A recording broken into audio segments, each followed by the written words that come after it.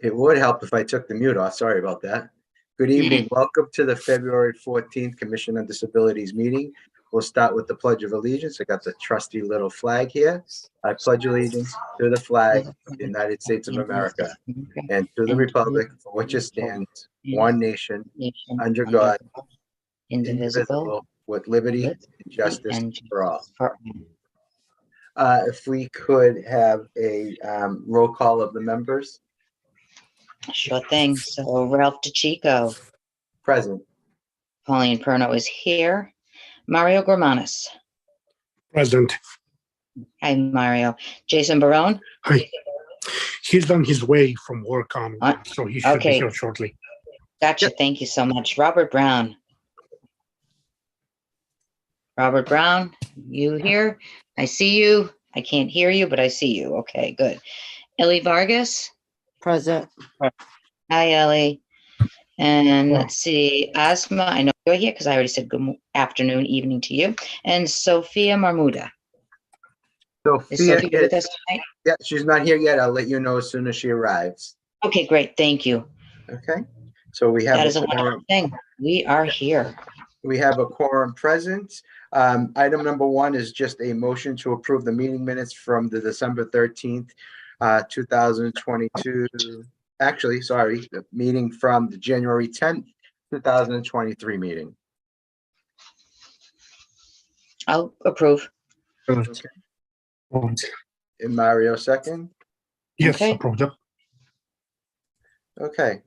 Item number 2, we have the Election Commissioner Paul Fahey, the reverse Election Commissioner, is our guest speaker. So he introduced everyone to Paul Fahey. He has graciously joined us and he's going to update us with some information. Thank you for joining us, Paul. And the floor is all yours. As you will be able to see Paul. I also have closed captioning on for our meetings, and what it will do on the TV is it highlights your box when you're speaking. Great. Thank you, Ralph, and good evening to everybody. I know some of you, for those who I haven't met yet, I'm Paul Fahey. I'm the election commissioner. I've been with the city since December of 2021. I've worked in government for many, many years, including both state and local government.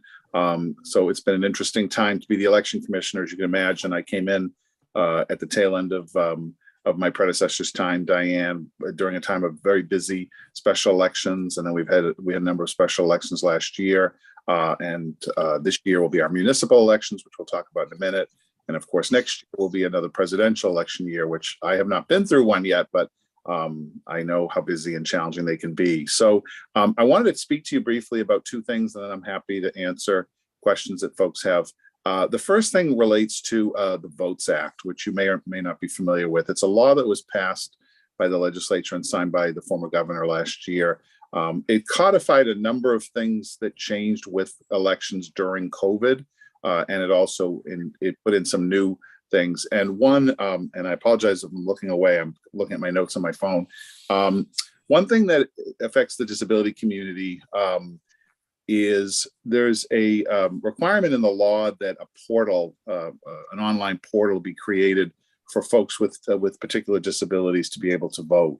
It's called, the people who fall in this category, of course, with the state, there's an acronym for everything. So, and I'll send this, Ralph, I'll send this slide to you as well, so you have it. This was a training that the Secretary of State, the election division of the Secretary of State's office did a couple of weeks ago.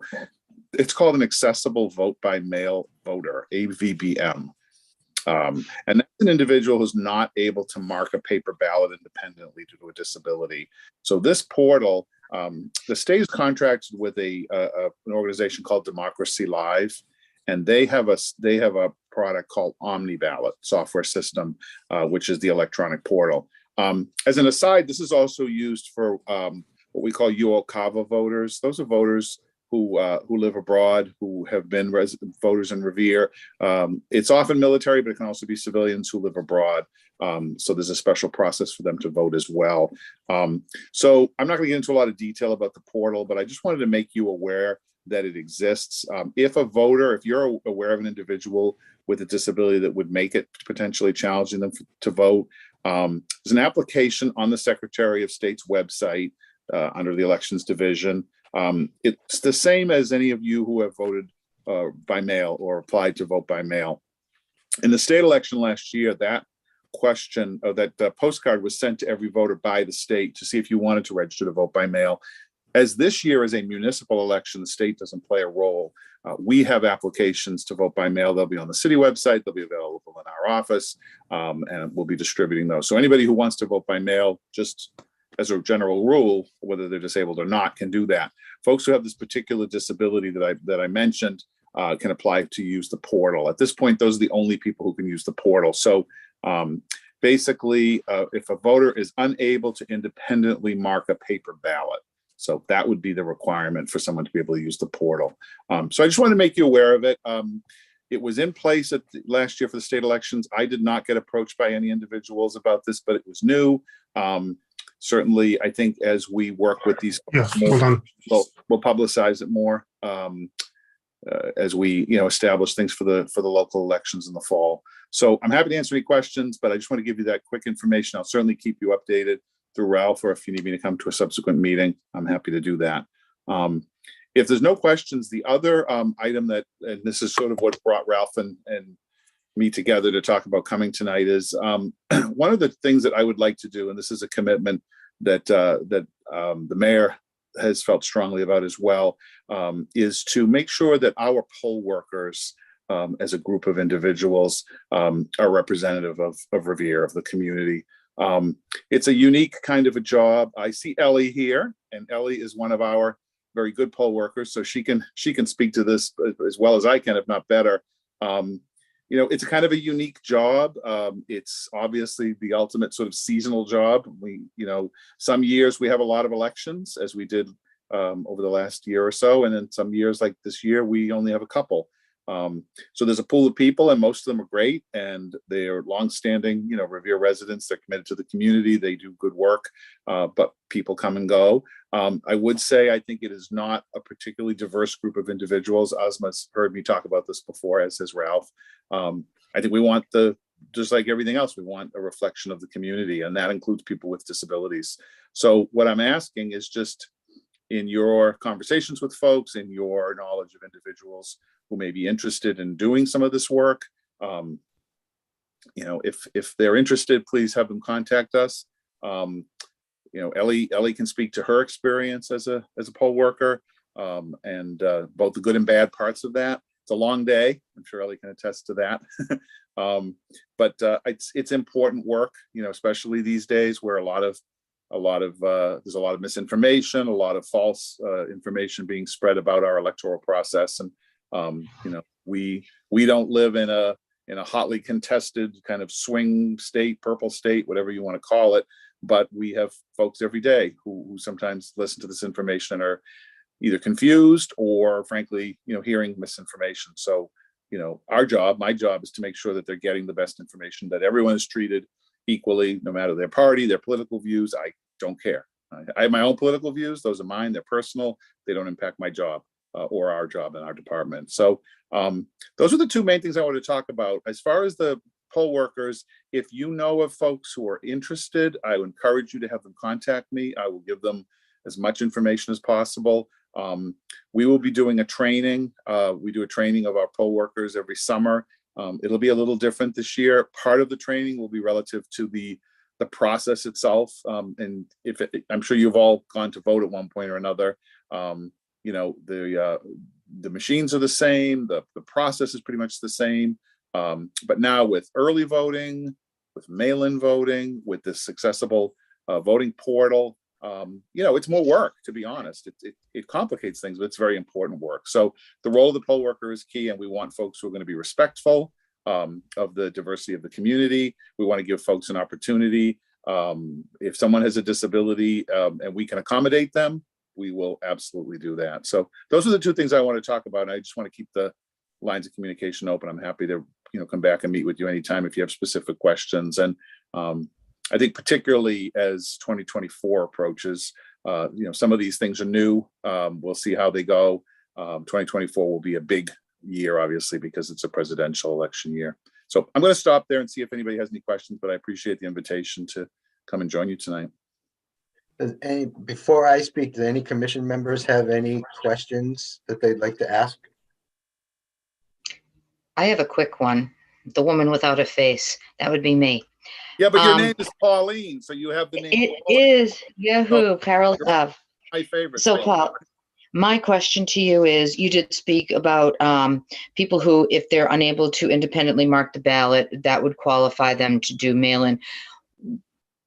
What about individuals, say, that are having a surgical procedure, and so the disability in and of itself would be a temporary one while they're, either in a cast or in some sort of a state where they can't use their hand or their given hand, that sort of thing, any kind of issue like that, or would that just qualify as a regular mail-in ballot, or how would you delineate that?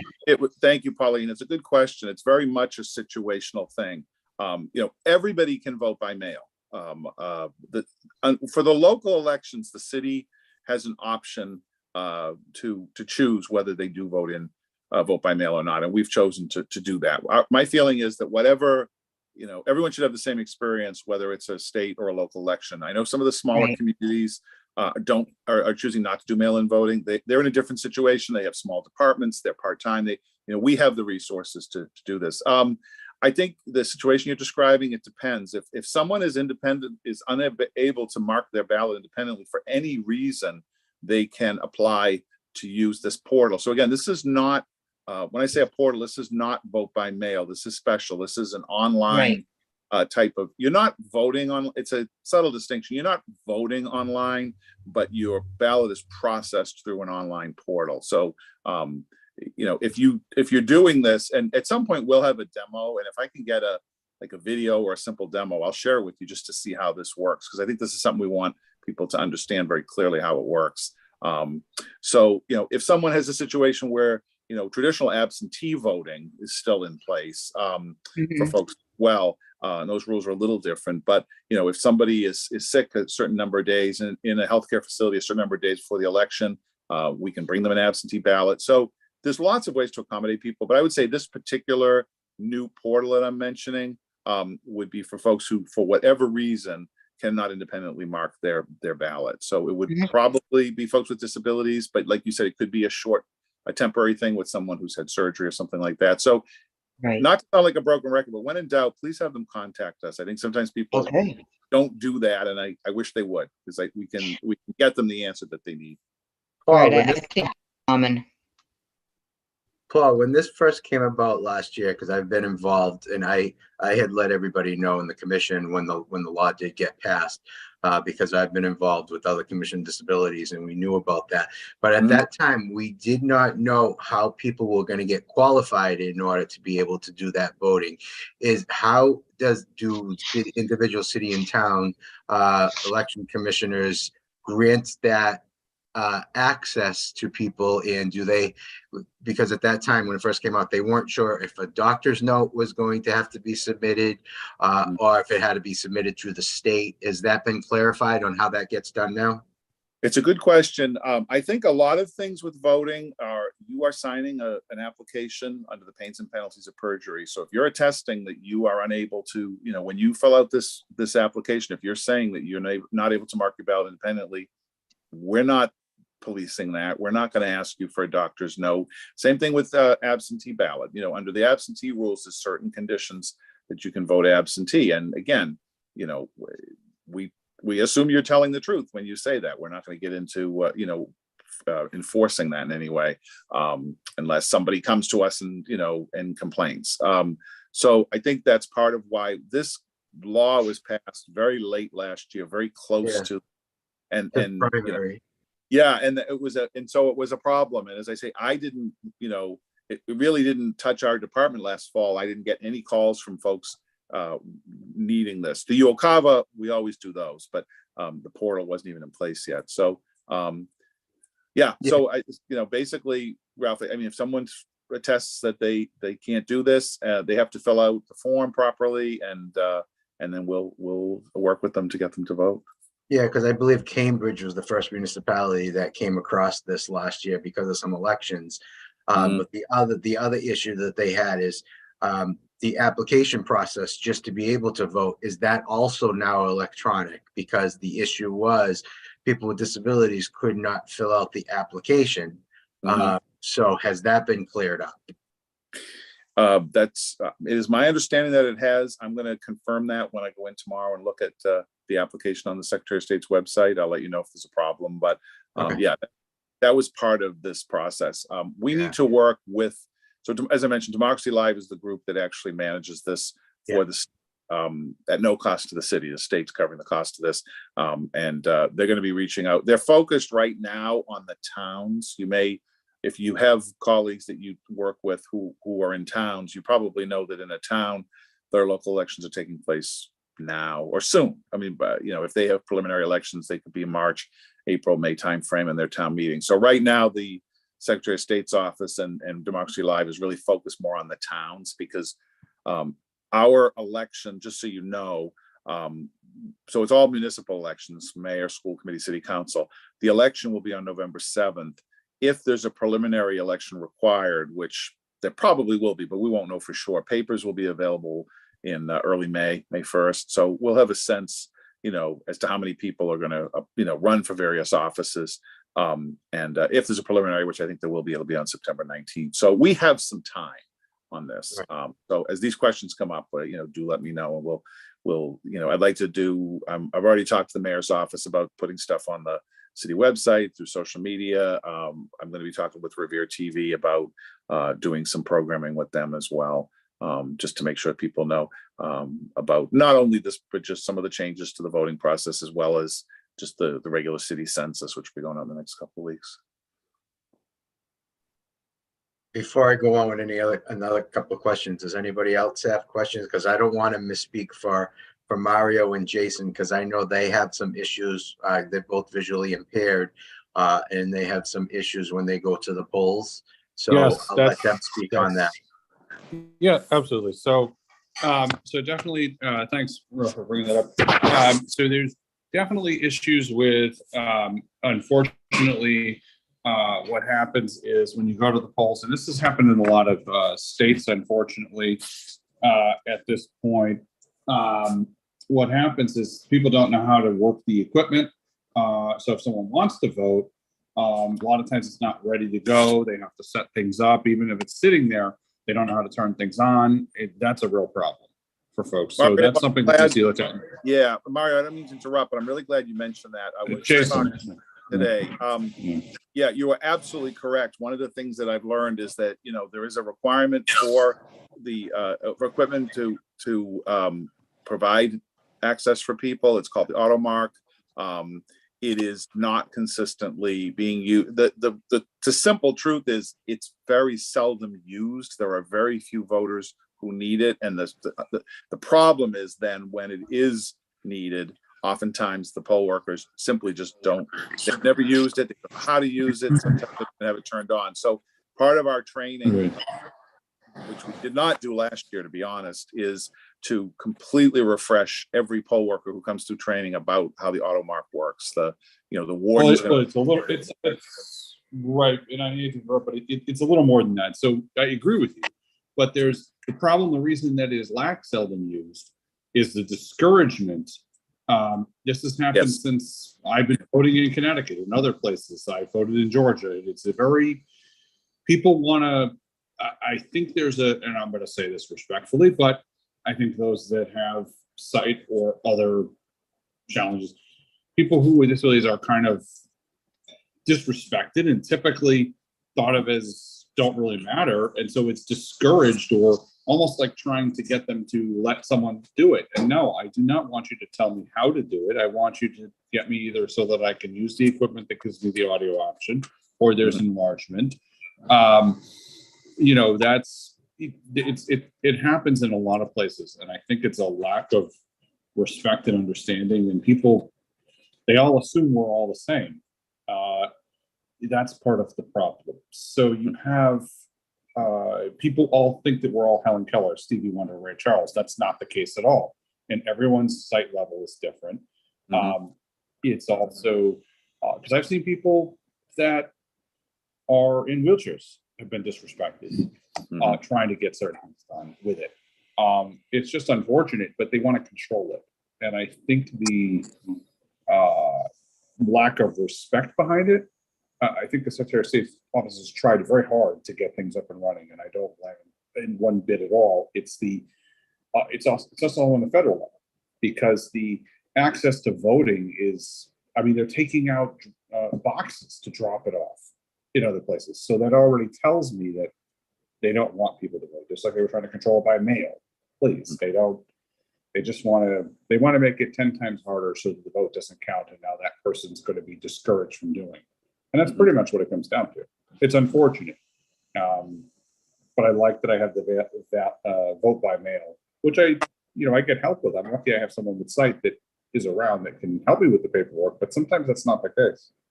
And I need to be able to do things myself so that if I do need to go in person, I have the tools, because I don't want somebody else doing it for me. What if they check off something? I'm not going to know that they checked off the wrong thing.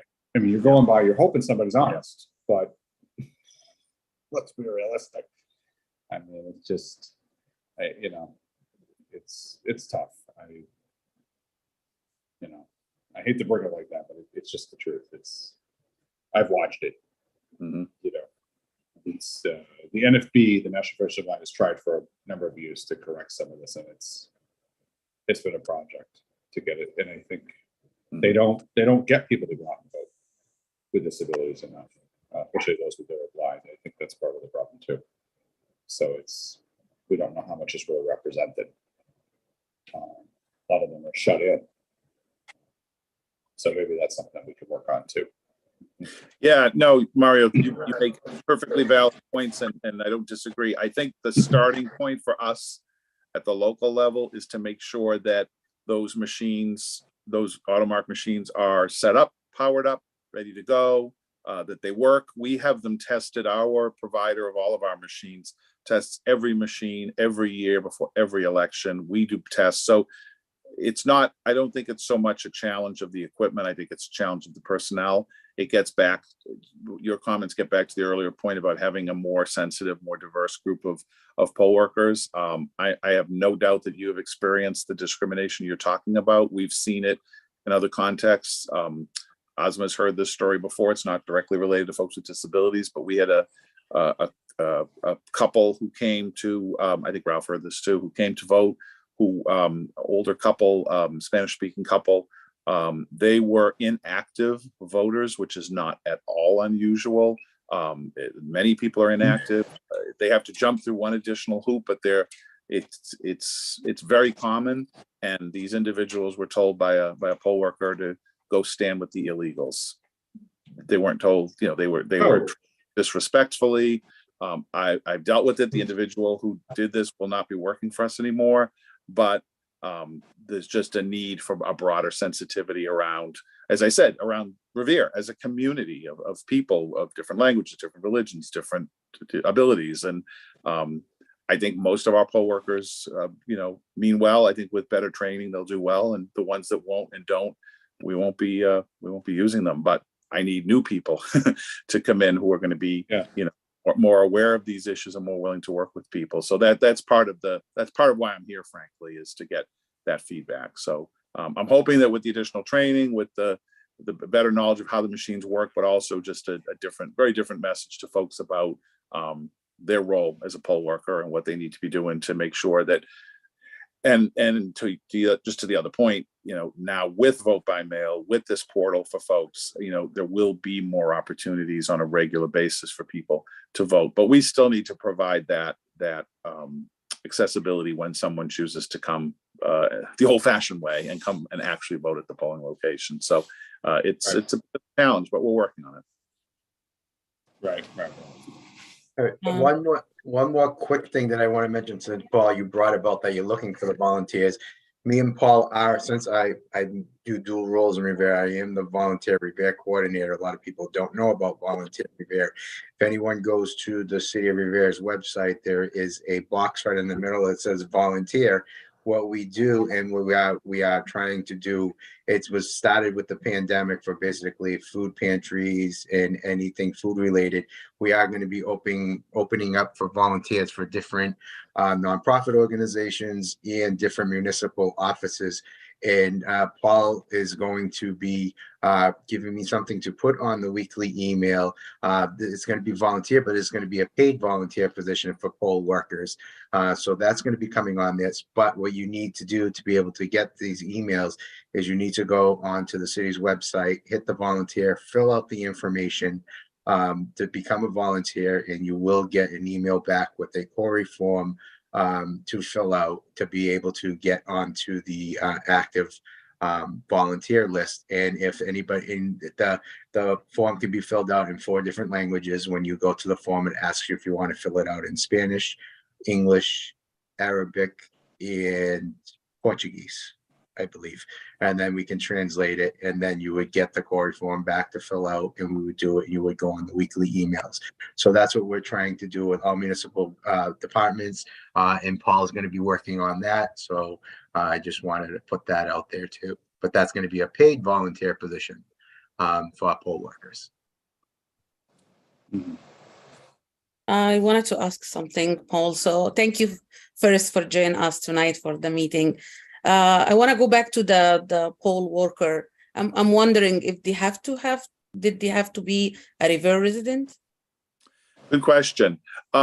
So the rules around poll workers is something that's also changed in the Votes Act. Traditionally, even in state elections, they're partisan elections. People run for, to be a Democrat candidate, Republican candidate. You can be an unenrolled voter and choose what you want. So they're partisan elections, and there's a requirement that you have some balance. Like on my boards, for example, my election commission, there's 4 of us.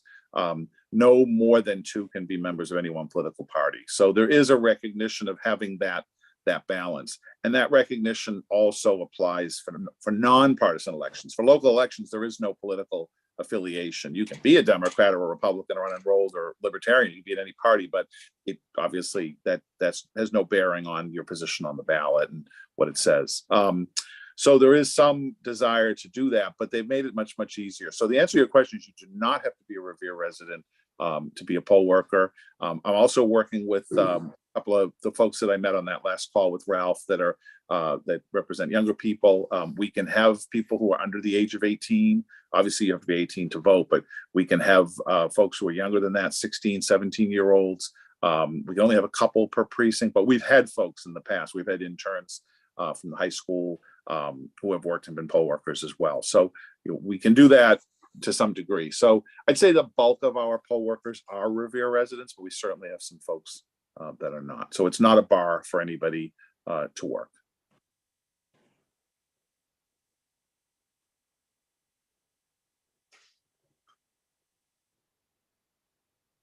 Anyone else have any questions or comments? Ellie, would you like to comment on being a poll worker? And I love it. Everyone should join it. Honestly, if you have like a free day, volunteer. That's all I gotta say. Oh, and he's a great boss. Hi, boss. You're one of my best, Ellie. Thank you. anyone else? And I think that's all that I had for questions. And Paul, I really appreciate you coming in and clarifying and letting us know some of the new implementations that are coming about. It's really helpful for everyone. And this was great for us. One thing I would like to do, when we have our revised training curriculum, and it's not complicated. I mean, it's a PowerPoint presentation essentially. I'd like to share with you, Ralph, and maybe get some feedback from folks on the commission and just see, but so some of the points that Mario made about people with visual impairments and, asthma. I know it's not a disability thing per se, but around language and such. I mean, we're required to have everything in Spanish and English, but there are certain things that I want to try to do in multiple languages, kind of along the lines of what I think is the standard in Revere. As you mentioned, the 4 languages. Like we're doing a new poll worker, a flyer essentially. The flyer that we go out in the past was just, it talked mostly about how much the job paid, and I want to focus a little more on what we expect of people, and particularly people being respectful of the people's rights to vote as well as the population. So I'd like to keep working with you guys as we do this and get feedback. Paul, do you have the information of what type of fonts and styles and sizes to use? Do you need that information? If you want to send me that, Ralph, that would be perfect. That's exactly I'll try and find that and send that to you. Please do. No huge rush. Like I said, I'll be working on this stuff. Send me a reminder. Yeah, I'm on vacation next week, but I'm back in early March. And my goal in March is to really kind of start to drill down on some of this stuff. Like I said, the election calendar is set. The census is going out, which is a separate thing, and that's some pressure off me. So I'll have a little more time to focus on some of these things. But yeah, please keep the feedback, keep the lines open both ways. Perfect. And pass this information on to other departments to come and visit this meeting. You're the second one. Lauren has come. This is great information for people with disabilities of different agencies and departments within the city. So we want to try and do this year, as every month have a different person come to our meeting. I'm happy to follow Lauren, and I'll pass the word on to other folks. Thank you, Paul. Thank you so much. Thank you all. Have a good evening, and thank you. Have a good night. Have a good night. Okay. I'm going to go to item number 3, was updates, next steps from the January meeting. The first thing I have on here is any updates from Pauline regarding the calendar for monthly future guest speakers. I have had to go back and resend everything because, as you are aware, we've had a major crash in my computer. I've lost all my emails. I've lost all my templates. I've lost everything. So I've had to go back and recreate and try to, go according to my notes. So as soon as I have the update, I will let you know. I was wondering about, I had a question and I can't read my own notes.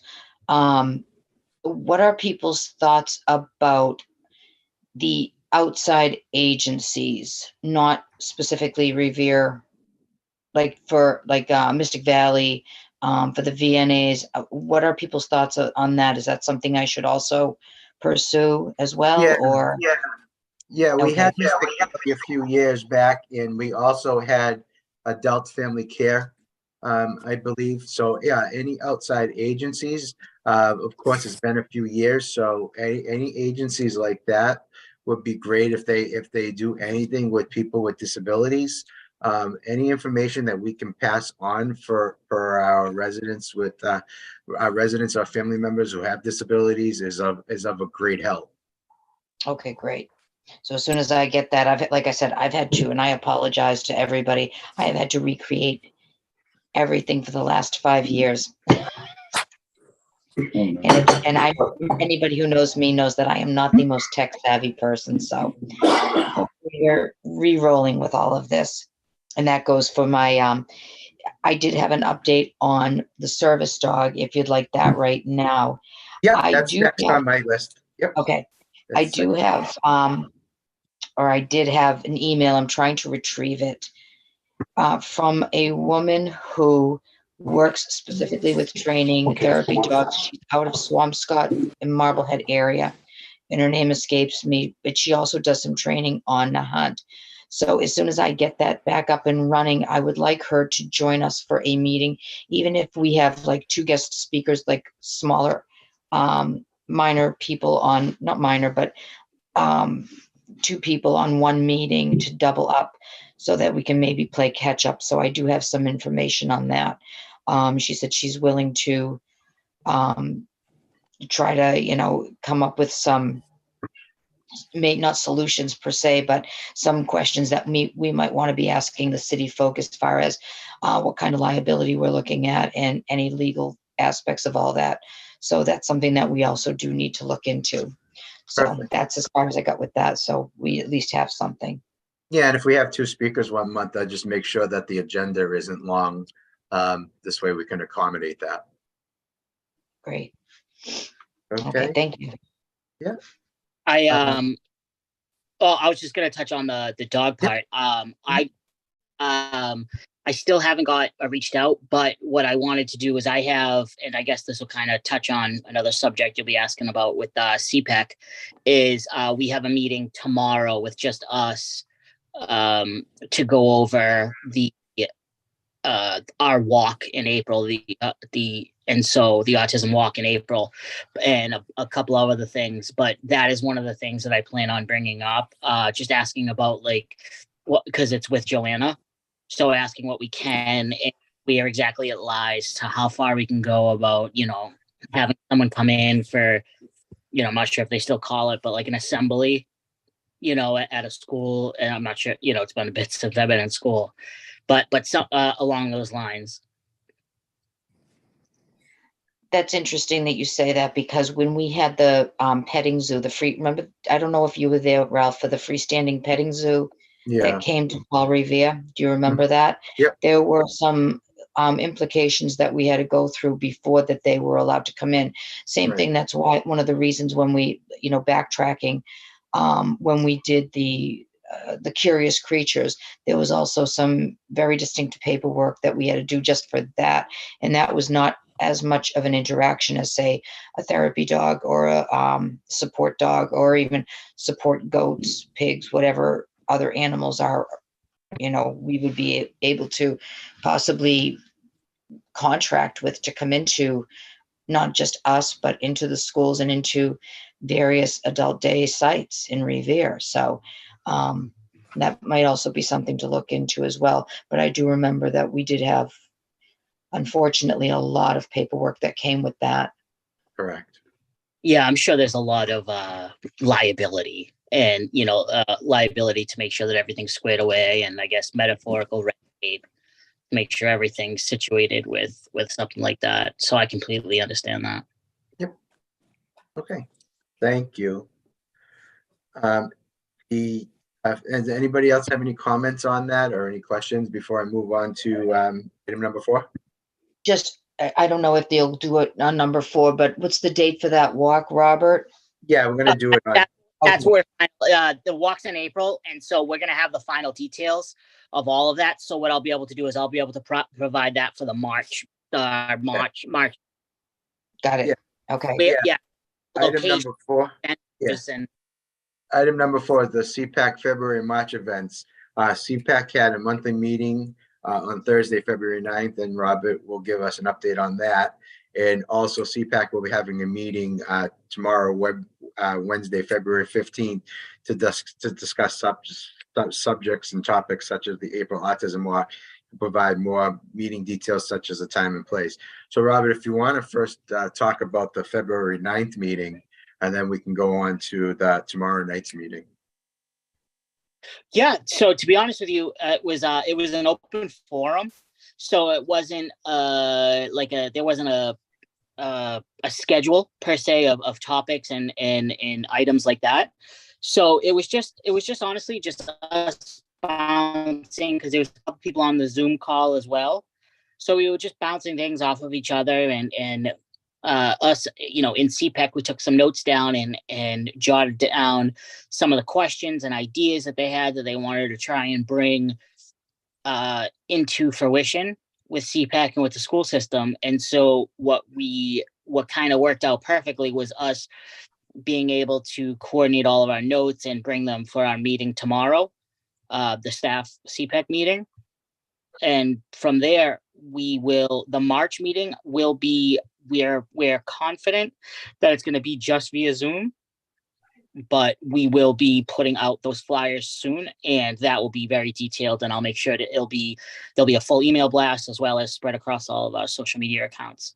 Yeah, if you have that flyer, if it's in a PDF format, yep, you can send it to me and I can put it on the Disabilities Facebook page. As soon as I get it, I'll. Yeah, perfect. And the meeting tomorrow night is going to be where and at what time? So it's actually just me, Tracy, and Joanna. Okay. Yeah, like I said, it's just like CPAC, the staff, I guess we'll say. Okay. The members, yeah. Okay, perfect. Yeah. Perfect. The other thing that I wanted to mention, and I could, Ellie might be able to answer this for me if I recall, because Ellie's been on CODA calls with me. There's a member, I believe she is from Newbury, the Newbury Commission on Disabilities. She is also part of the Newbury CPAC um, division. She's a parent and she's on the Newbury Commission on Disabilities. If you want, I could also put you in touch with her. Maybe you can find out some information since you're newly involved with running CPAC here in Revere. So if I can definitely find her, if you want, just let me know and I can put you in touch with her. She has 2 children. I believe I believe they're both on the autism spectrum. One is nonverbal and one is. So you may want to reach out to her for some ideas since you're new to running CPAC and see if there's anything that you can cross promote or get some contacts from her, or you can give her some contacts. Absolutely. Yeah. Anything that would be awesome. Anything to bounce ideas off of, or just be able to take any kind of information in. Okay. I'll I just want to make sure that's who the person was because there's a bunch of different people and Elle probably sees I'm during those meetings, I'm doing multiple things. So that's why I'm glad Ellie's on that meeting with me now. So it helps out a great deal. Anybody else have any questions or comments on item number 4 before I move on to item number 5? Seeing and hearing none, I'll move on to item number 5. Item number 5 was the Dakota Commission on Disabilities Alliance monthly Zoom meeting, which was held on Wednesday, February 1st. There was 2 main topics of discussion. The first one was regarding the Northeast Metro Vocational School. David Huff, the chair of the Melrose Commission on Disabilities, was the lead discusser of this. And as I've been doing some background on it, as you can see, there is really no ADA violations in that new vocational school. He has reached out to the Massachusetts Office of Disabilities, drawing a blank right now, to have him also take a look at it, and that they don't find anything wrong with it. He also sent me his notes regarding the findings on that, and he was under the same summation as me that the people that are spearheading the Northeast Voc issues have other concerns, not just violations that they're thinking of ADA, but there really is no ADA violations, because as I could find in what I surmised is, in order for the SBA to approve any school buildings, they have to comply with ADA regulations, and you'll have somebody on site to take care of that. Elle, do you have anything else to add to that about that? Before I do that, I just wanted to let you know I also reached out to by email, and Elle was on it, to Mr. Caggiano, the school committee member for the Northeast Vocational from the city of Revere, but I have not heard back from him. It seems like a catch-22. They don't want to put any pressure on the current ADA ramp situation. So it seems like everything's in order. So I'm just a little bit depressed that they're not focusing on the students or whoever is going to use the side. I don't know what the mechanical, it looks like a bunch of hoo-ha, but I hope no one gets injured in the process in the near future. That's my only concern. Yeah. All right. The second issue that was discussed at the CODA meeting was discussion by a city and town commission on disabilities regarding raising handicap violation fees and how to go about it. That was something that I had been discussing too in the past. And in order to be able to raise handicap fines, you actually need to go before the city council in order to request an ordinance change. It has to be brought to them, and they have to be able to ask for an ordinance change in order for any handicap fees or any types of fees to be raised.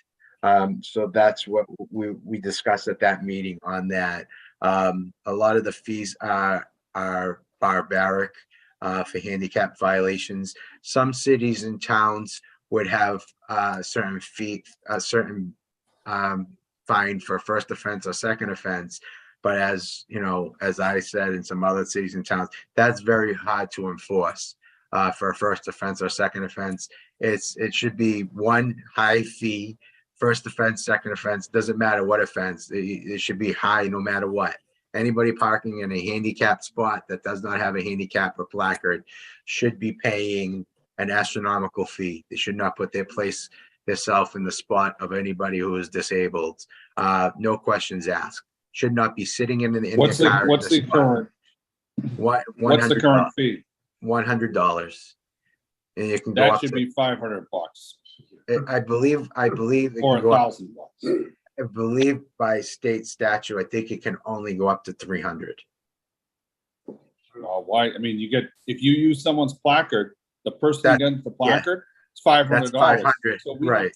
Yep, and we need to start putting that in the same realm and saying it's the same as them doing it. So why should they get it for less? Because then there's no incentive.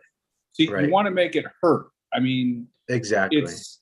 it's same as reinstatement of a license. I mean, the same thing. It's you know, the more painful you make it, the less likely someone is to go. Exactly. And if somebody wants to spearhead writing a communication for me to bring to the city council, I'm more than willing to do it. I had asked my one of my members previously a few years ago, and I don't know what happened, slipped through the cracks and never got done. I just can't do it all myself. And if somebody wants to write a letter reasoning for why we want to increase handicap fines and it should be raised, I'm more than willing to bring that to the city council.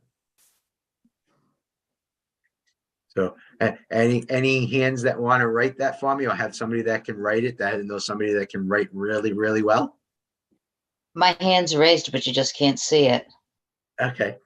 All right. I'll start it, and anyone who wants to send me any feedback or any information or any ideas, please feel free, but I'll start drafting it, sure.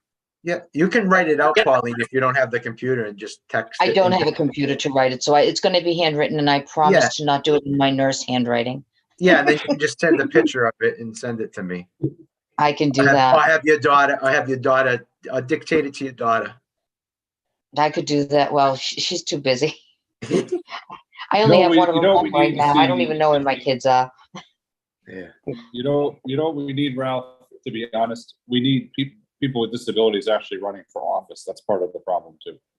Not just city, but nationally and state.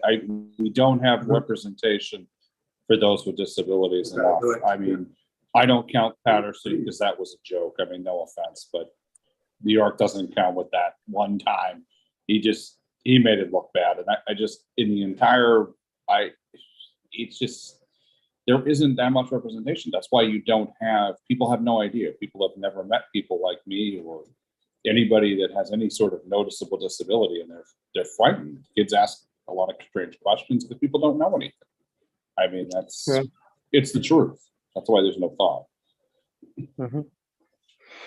Also, in that letter for raising handicap fines, I'd like to see if we could, that monies that collected for handicap fines can be allocated to the Commission on Disabilities to use for programs and resources for people with disabilities in the city. I agree. Makes sense. Wholeheartedly. Makes sense. Got it. I am taking notes. Nobody can see me. Okay, I believe you. Okay. Anybody else have any questions or comments on that? Nope. Okay, what I'm gonna do is move on to item number 6, commission members, late items. Yeah, I have. Yeah. Yeah. So I think I mentioned that a while ago, but I didn't give you an update. So as many may know, I'm the language access specialist for the city under the Office of the Talent and Culture. And I would like to announce that if anyone would like to add the American Sign Language to the Revere Disability Commission meeting, please reach out to the office, to our office, and we will be glad to add this. Oh, so we can get it. We can have American Sign Language now. Yes, yeah. If anyone just send us a request that they wanted to add this to the meeting, we will have it. So all they have to do is they can send an email to To the disabilities talent at and revere.org. Yes, or our office, the talent and culture. Yeah, Yeah, okay. Do you have an email address? I have an email. Yes, I can. Do you want me to say it now? Yeah, you can say Yeah, it now, and then we'll yeah. put it, yeah. Yeah, it's another BOU dash FOUDA at revere.org. Okay, so it's AABOU FOU Dash dash FOUDA DA. at revere.org. Yes. Okay. And if you also want to CC disabilities at revere.org, I will make sure that I forward it to ASMA. Thank you. Work too? Yeah, thanks. Thank you. Thank you, ASMA, on that. We need to put in there, Ralph, this is not for that, but just throw into light items. We need the folks at the collections office need to get some real education, because I got some real disrespect today.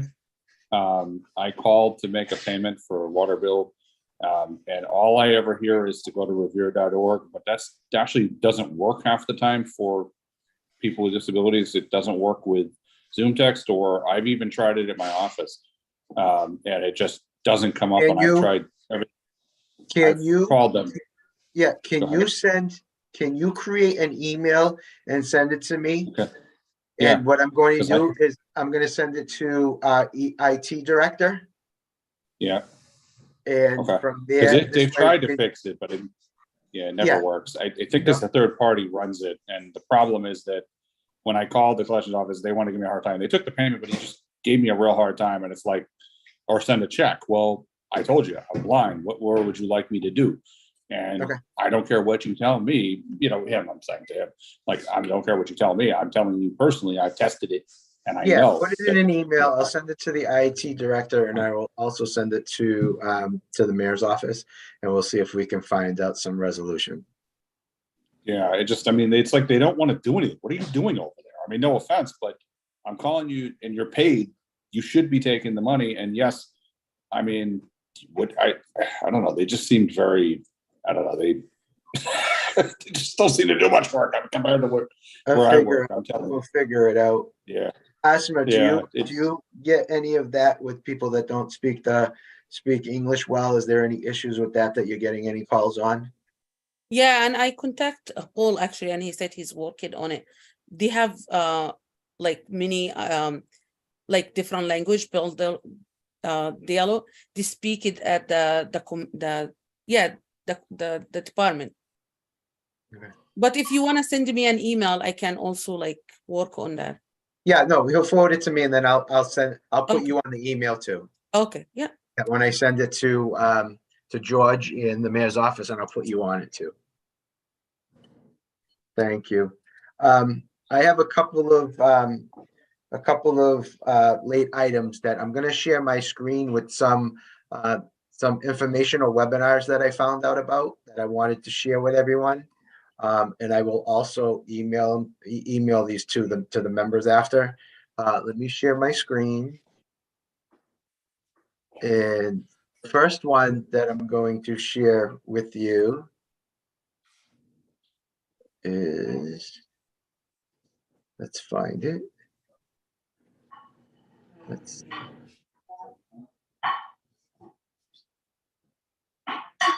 Okay.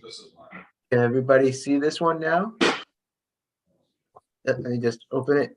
It's the Massachusetts Commission for the Blind is having a virtual town hall. It's the MBTA it's for the MBTA Mobility Center. It's going to be Friday, March 10th, 2023, from 11 a.m. to 12:30 p.m. And it's join MCB and the MBTA Mobility Center for virtual town hall discussing the services offered by MCB's orientation and mobility team in the MBTA Mobility Center. Learn about travel training, reduced fares, and trip planning, as well as the technology available to riders. And from a consumer who has utilized these services for successful travel on the MBTA.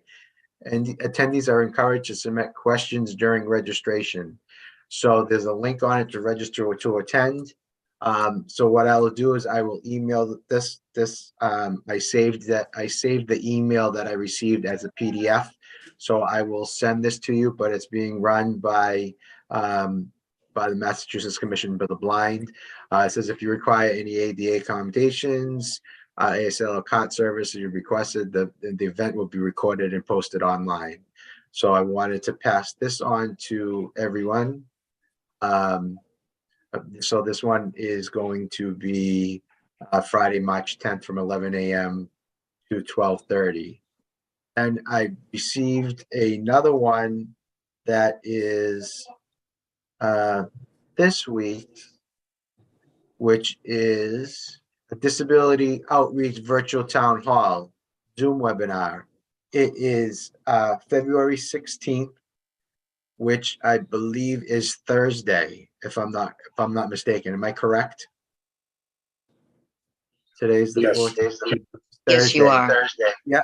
From 1 o'clock to 2:15. And this one is going to be strengthening our relationships with disability and lead and disability servicing nonprofits. It's being run Chris's Equity Journey. So it's a disability outreach virtual town hall to share information about CRIG's funding priorities and application processes and how they align with disability inclusion. This virtual town hall will feature representatives from our Detroit Education, Health, and Human Services teams. Each program staff member will discuss their team's work goals and grant making process. This event will conclude with question and answers, American Sign Language interpretation, and closed captioning will be provided. This session will be recorded and published for those who cannot attend. There's also a Zoom link to register.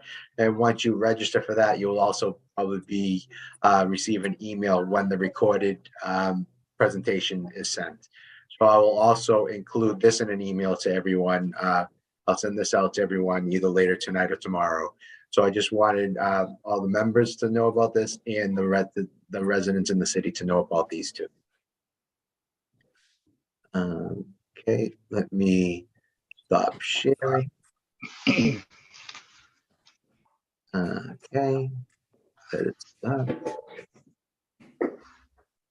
It'll take a second for it to stop sharing. And we're back to seeing everyone. Does anyone have any questions about those? I'll try to join both of them if I have free time. Sounds Okay. fun. Yeah, so Yeah, anytime. I can't go to the one on the 16th. I saw that. And so I'm glad that they're going to have Yeah. it taped so you can watch it again, because I would like to see that one. Yeah, what you want to do though, Pauline, is just register for it, even though you can't go to it. This Right. way you'll get the email when the recording is available. Okay, great. Thank you. So I'll send those out to everyone. And trying to see. Okay. Does anyone else have any late items they want to discuss or bring up? Okay, I don't have any residents' concerns or issues. And there's no residents in the audience on here that I can see of. Item 8 is next steps. What we have for next steps is Pauline's going to work on a letter for us, a draft letter that we'll work on, and also work on finding out about the therapy dog company, and also Robert the same. Is there anything that I missed? And No, I think you got it I all. don't think so. It's mine. And Asma mentioned about if anyone wants ASL interpreters to reach out by email. So we'll make sure we put that in the notes. Item number 9. Pauline, do you want me to read it, or can you read it, or do you have it? I can read it as long as you don't have to look at me. Okay. Sorry about that, folks. Okay, reminder. Commission on Disabilities office works remotely. Residents can speak to staff from our 311 Constituent Service Center Monday through Friday when your when you call our office at 781-286-8267. They will be able to answer most questions, but if they are unable to, or if you would like to call back from our department, please ask to be transferred to the Disabilities Office's voicemail, and someone will get back to you as soon as possible. As always, please let us know if you would like something discussed or brought up and added to our monthly meeting agenda. You can let us know if you would like to speak on any issue or concern. The Commission is here to help and assist all the disabled residents and families of Revere. Thank you. You're welcome. Before I make a motion to adjourn, I just wanted to wish everyone, hopefully they had a happy Valentine's Day. And I do this every year, especially this year. I'll do it because it is Valentine's Day today. Wish my mom a very special birthday, Valentine's Day, because her birthday is on Valentine's Day. Unfortunately, this year she had some surgery and she is recuperating at rehab, and unfortunately, so is my dad. My dad had to have emergency surgery last week. So have both parents recuperating right now. Hopefully by now, my mom's going to be getting a surprise. My dad is actually being sent, hopefully, to rehab tonight. She doesn't know, but we arranged for him to be going to the same rehab. Do we think that's a good idea? Yeah. Oh, that's awesome. So we'll see what happens. So I'm waiting for that call to happen. So just wanted to wish her a happy birthday, happy Valentine's Day, and hopefully a speedy recovery to both of them. A lot of Well, people. wish that Funny from enough, all of my us. grandmother's Please. birthday is today too, as well. So Happy birthday. your mother and my happy- grandmother shares. Yeah. Same A lot birthday. of people know my Nice. dad as Raphael. He's one of the senior custodians at City Hall. Our next meeting via Zoom is going to be Tuesday, March 14th at 6 p.m. If I can have a motion to adjourn. Motion to adjourn. Motion. Made by Jason and seconded by Mario. Thank you, Okay, thank everyone. you very much. Have a good night now. All Take right. care, everyone. Wish them all speedy recovery from us. Thank you. Thank you.